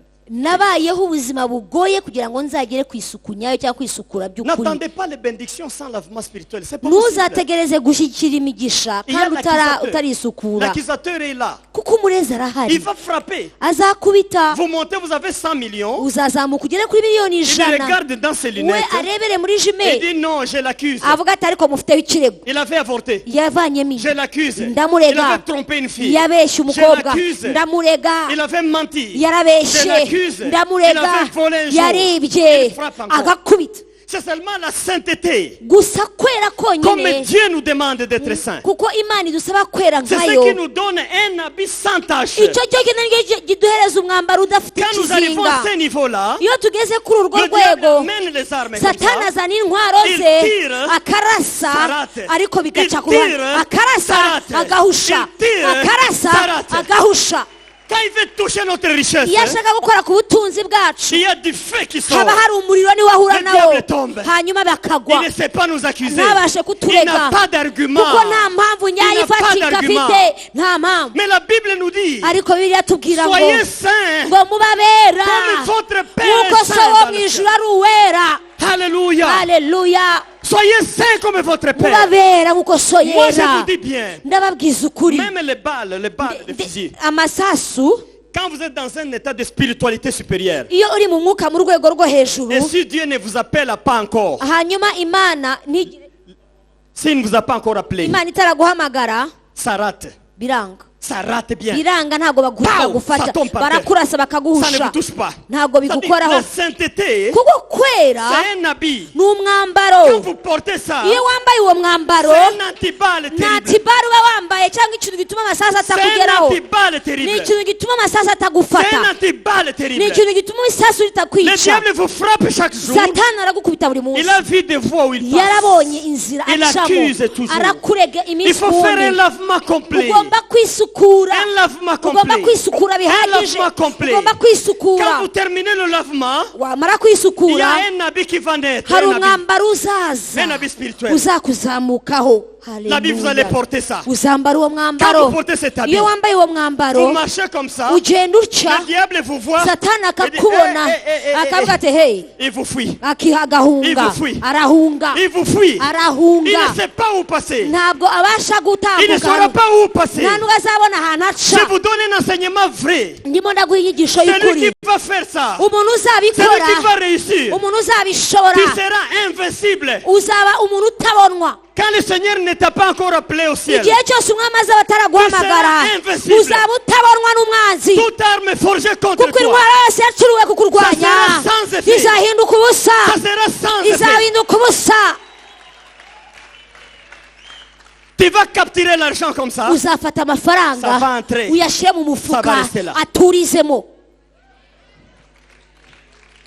Il y a des sorciers qui viennent. Hein. hari abarozi baza Donne-moi 5 000, je suis un problème. akakubwira ngo wambabari ukamfasha ukampa Donne-moi bitanu 5 000. ko mfite Et il s'en ikibazo, va avec. agatwara Il bitanu amène au byawe Sheol. akayajyana Quand il ikuzimu. présente le billet, yazana inoti yakuvuye mu Toi, tu es biganza, déjà bien, hein? wowe umaze kumera neza, met là. agashyira hariya, explosion. ako kanya bigaturika, Pouf. bigaturika, Ils fuient tous. hanyuma bose bakiruka.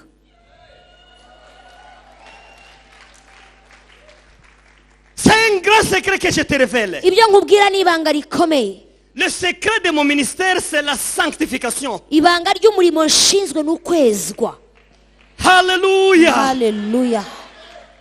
Vous serez invincible. muzaba bataneshwa. Vous n'allez pas chercher à manger et quoi vous vêtir. ntabwo muzashakisha ibyo mwambara n'ibyo murya, Le Seigneur va donner. umwami azabarongera. Vous allez chercher l'argent, l'argent vous en aurez. uzashakisha amafaranga uyaronke. Vous serez à la maison, on va vous appeler pour travailler. uzaba uri mu rugo iwawe umuntu aguhamagaye ngo aguhe akazi. Vous serez de tête partout où vous êtes. muzahinduka imitwe aho muzaba muri hose. On va vous faire des bons salaires. abantu bazabahemba imishahara mizima. Il faut vous habiller de tenue. ariko wambara umwambaro. Alléluia. Haleluya. De tenue de la justice de Dieu, de la sainteté de Dieu. wambara umwambaro wo kwera no gukiranuka kw'Imana.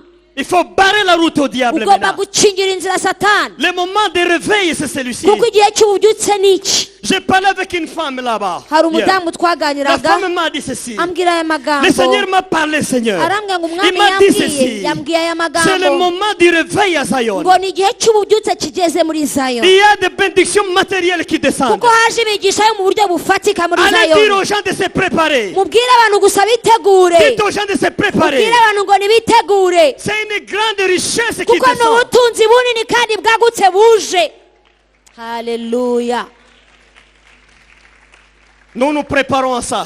reka rero tubyitegurire, Nous nous préparons à ça. twitegurire ibyo Recevoir les grandes bénédictions. kugira ngo twakire Des imigisha. fois, Dieu veut te venir. hari igihe Imana ishaka kuguha Des umugisha, fois, il veut te venir. hari igihe ishaka kuguha Il veut umugisha, te bénir. ishaka kuguha umugisha, Mais il regarde les chaînes, hanyuma ikareba les iminyururu, accusations, ikareba les ibirego, condamnations. Il dit, ikareba ibikurega. qu'est-ce que je vais faire? none ikibazo ikiri Qu'est-ce que bukore, je vais avec cet homme? ikibazo uyu muntu ndamugira nte koko. Voilà. Mais Nuko quand tu es prêt, ariko none iyo umaze ça va kwitegura descendre. bizururuka biva Il n'y aura hejuru. pas de barrière ici. ntago ikuzimu hazaba hagati Ça yawe va n'Imana, descendre. ahubwo Tu bizamanuka, vas en avoir. Il uzabyakira, est juste le Seigneur. kuko Imana yacu ni Il ikiranuka, est juste le ni Seigneur. Imana ikiranuka, Il est juste le ni Seigneur. Imana Ça va ikiranuka, descendre, ça va venir. bizamanuka bikugereho. Alléluia. Haleluya, Alléluia. haleluya, Alléluia. haleluya. Vous n'allez plus chercher à manger. Ça ntabwo va uzongera venir. guhangayikira C'est ibyo une kurya, expérience prouvée. Ça Il- va venir. bizaza ibyo kurya, ntabwo ari ibintu uzongera gushakisha. Habillez-vous de la sainteté de Dieu. nimwambare gusa umwambaro wo kwera kw'Imana, Habillez-vous de la sainteté de Dieu. mwambare kwera kw'Imana, Habillez-vous de la sainteté de Dieu. mwambare kwera kw'Imana. Nous terminons par là. aha niho dusoreje, Nous terminons par là aujourd'hui. dusoreje hano uyu munsi, Les jeudis, je continue. ariko kuwa kane tuzakomeza. Je ne vais pas vous déranger, vous appeler mercredi. Je n'ai pas ce pouvoir, mais venez jeudi quand même. ntabwo ndi bubabwire ngo muzaze kuwa gatatu kuko uburenganzira sinabuhawe, ariko kuwa Jeudi. kane muzaze, Venez, je continue la leçon. muzaze kuwa kane dukomeze Mais je vais twige, vous laisser quelque part ariko hari ahantu nshaka kuzagusiga avec ça. n'izi nyigisho. Je vais vous laisser Haleluya. quelque part. hari ahantu nshaka kugusiga, Je n'apprends pas ces choses. Je suis en train de continuer un ministère que je connais. ntabwo ndimo ndiga ibi bintu, ahubwo ndimo ndakomeza umurimo J'ai mpawe des kandi nzi. témoignages infinis. mfite ubuhamya Infinis. bwinshi cyane Et toi, tu auras ntarangiza, des témoignages kandi infinis. nawe ugiye kugira ubuhamya bwinshi Tu en butabarika, auras. uzabugira. Haleluya. Les gens de notre Zion Rubirizi, abantu iyo bakwereka Zayoni ya Rubirizi, je vois certains ici. Ils sont venus. ndabona abantu bo muri Zayoni Rubirizi Je le vois baje, ici. nababonye hano bo muri Je Zayoni vois une Rubirizi, femme là et un hari homme. umumama nabonye hano n'umupapa nabonye hano, Et ils savent les témoignages. barabizi, bafite ubuhamya, Ils savent ce qui s'est passé. barabizi uko Des byagenze, choses qu'on a décodées là-bas. ibintu twagiye turabivana Les mu Congolais ibanga, savent les témoignages. abanyekongo nabo barabizi Comment on a décodé les uburyo choses. twavanye ibintu byo mu ibanga Certains tukabigaragaza. Belgicains, ils savent comment on abantu a bo muri décodé. Bubiligi barabizi uburyo twavanye Certains ibintu mu Burundais ibanga, savent comment on a abarundi décodé. barabizi uburyo twahishuye ibintu, Certaines personnes ici dans le pays savent comment on hari a abantu décodé. babizi muri iki gihugu ukuntu twahishuye On ne ibintu. cherche pas un Dieu qui va prendre des années. Je vous ntabwo dis non. turi gushakisha Imana imara imyaka myinshi Je vous dis itaraza. oya Je vous dis non. oya, Nous avons un Dieu. dufite Imana, Quand nous touchons ces choses, iyo dukoze kuri ibi il va agir. ikora, Il va agir. igiye gukora. Levez-vous, nous allons reka prier. muhaguruke dusenge. Alléluia. Haleluya, Alléluia. haleluya, Alléluia. haleluya. Ce que nous faisons tout de suite, icyo tugiye gukora aka kanya, nous remercions le Seigneur pour la révélation. reka dushime Imana kubw'ishurirwa ryayo Et nous nous rikomeye, préparons à faire l'enquête hanyuma twitegure kujya kugenzura ibyo et le tugiyemo, lavement. hanyuma noneho Demandons tunisukure. l'inspiration de Dieu reka dusabe umwami pour aduhumekereho faire l'enquête. kugira ngo tubashe kugenzura neza. Prions le Seigneur. reka dusengere Oui, hamwe. Seigneur, nous voulons yego data que turabishaka, tu nous ouvres les yeux, turashaka kuducingura que tu amaso nous touches, Seigneur, kugira ngo dukoreho, que tu nous aides, aides, kugira Seigneur. ngo udufashe, Que tu nous bénisses, kugira Seigneur. ngo uduhe umugisha mwami. Merci pour la révélation. Reka uduhe Merci pour la ihishurirwa. révélation. Urakoze kubwishurirwa. Merci pour la révélation. Urakoze kubwishurirwa. Merci pour la délivrance. Urakoze kubwo kubohora. Merci pour la délivrance. Urakoze kubwo kubohora. Merci pour la délivrance. Urakoze kubwo kubohora. Merci pour la délivrance. Urakoze kubwo kubohora. Merci pour la délivrance. Urakoze kubwo kubohora. Merci pour la délivrance. Urakoze kubwo kubohora. Merci pour la délivrance. Urakoze kubwo kubohora. Merci pour la délivrance. Urakoze kubwo kubohora. Merci pour la délivrance. Urakoze kubwo kubohora Merci pour la mwami. délivrance. Urakoze mwami. Merci pour la délivrance. Urakoze kubwo kubohora. Merci pour la délivrance. Urakoze kubwo Merci pour la kutubohora. délivrance. Urakoze. Merci pour la délivrance. Urakoze kubwo kubohora. Merci pour la délivrance. Urakoze kubwo kubohora Merci pour la tata. délivrance. Urakoze kubwo Merci pour la kubohora. délivrance. Urakoze kubwo Merci pour la kubohora. délivrance. Urakoze Merci pour la mwami. délivrance. Urakoze kubwo Merci pour kutubohora. la délivrance. Urakoze kubwo Merci pour la kutubohora. délivrance.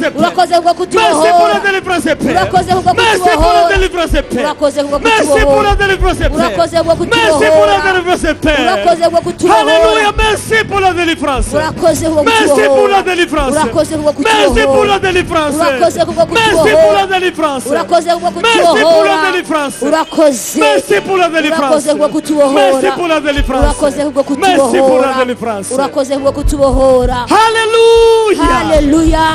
Alléluia. Haleluya. Oh, haleluya. Avant de quitter la salle, je vous communique ceci. Reka nkubwire mbere yuko dusohoka, N'ayez pas peur. ntutinye. Même mon frère qui a fait beaucoup d'avortements, Na mukuru wanjye Il est wakoze guéri. kuvamo inda nyinshi Dieu m'a yarakize. révélé comment enlever tout ça. Imana yasobanuye uburyo tubivana N'ayez ibyo pas byose. peur. Ntugire ubwoba muri S'il y a un wowe. cas comme ça ici, Niba hari ikibazo gisa nk'icyo, venez jeudi, n'ayez pas peur. uzaze kuwa kane Tout wigira ça, ubwoba. Ibyo byose Ça va quitter. bigiye kuvaho, Ça va quitter. bigiye kuva mu buzima bw'abana b'Imana. Toutes Haleluya. sortes de péchés. Ubwoko bwose bw'ibyaha waba Tout uzi, ça. ibyo Nous allons toucher. tuzabikoraho. Le Seigneur va enlever ça. Uwiteka agiye kubivana mu N'ayez pas nzira. peur. Tout ça, on va enlever. Ntugire ubwoba, mwami agiye Le kudukiza. Seigneur va enlever ça. Uwiteka azabikuraho. Même les démons qui t'accompagnent partout où tu vas, Na wa mudayimoni ujya uguherekeza aho uciye ces démons hose, vont fuir. ayo madayimoni agiye Ils vont quitter ton kuguhunga, corps. agiye kuba mu mubiri wawe, Ils vont quitter ton corps. agiye kukuvaho. J'assure ça, ils vont quitter le corps. Ndabivuga neza cyane, agiye kukuvaho. Je n'ai que 15 livres qui restent avec cet enseignement. Sigaje ibitabo 15 bisigaye Seulement kuri 15 copies qui restent avec cet enseignement. izi nyigisho nzifite mu gitabo nanditse, sigaranye ibitabo 15. C'est écrit en français, une copie. Byanditse mu Gifaransa. Chaque copie c'est en français, oui. Byanditse mu Gifaransa. Quelqu'un m'a demandé ça. Hari umuntu wabimbajije, Je vais amener là-bas demain à nzabizana notre bishyire hariya muri librairie. librairie. C'est seulement 15 qui restent. Hasigaye Si 15. quelqu'un a besoin, il peut trouver là-bas. Uzumva agikeneye azagenda akigure C'est hariya. détaillé.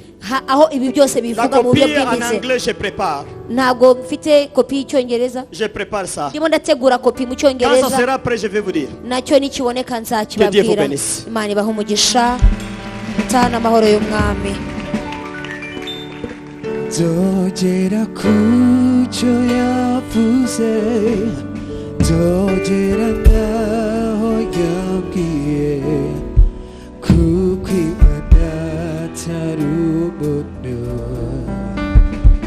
bwibeshe iyo ivuze biraba yategeka bigakomera